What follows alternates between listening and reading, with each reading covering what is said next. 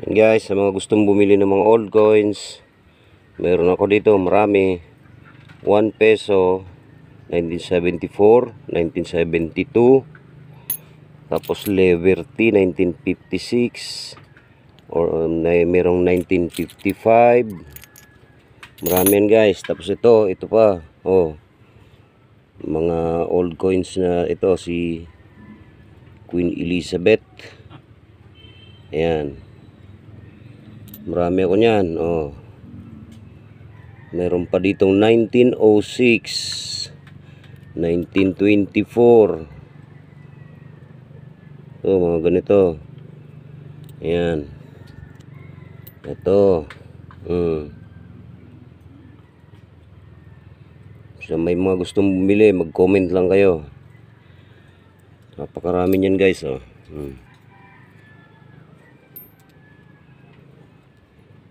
Gagawin ko na lang sanang mga sing-sing to. Oh, ayan. Magaganda pa ang kondisyon niya, oh.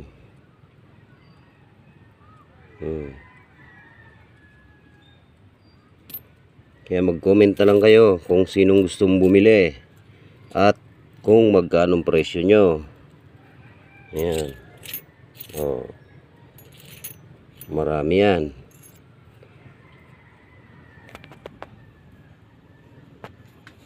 Ano ba to? Ito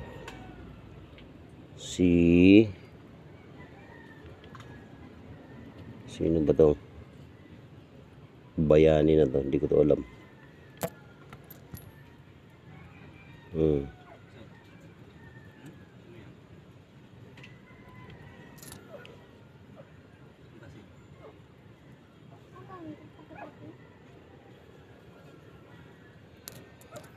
Comment lang kayo guys, sinong gustong bumili at kung magkano ang presyo nyo.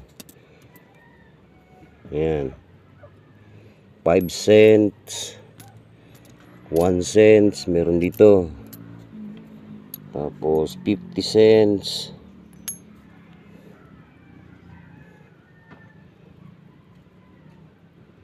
1926.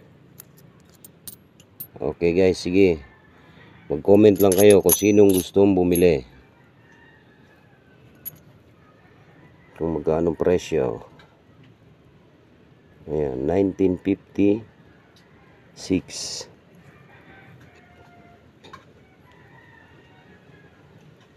1964, 50 centavos, 1958, 1964. Ito 1972, 1 peso. 1972, 1 peso.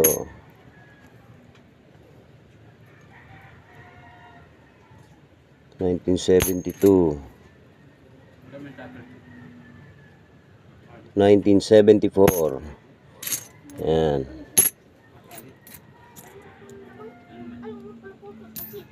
Dami, iba-ibang klase. Meron pa siyang parang ano to, aluminum. 1 centavo.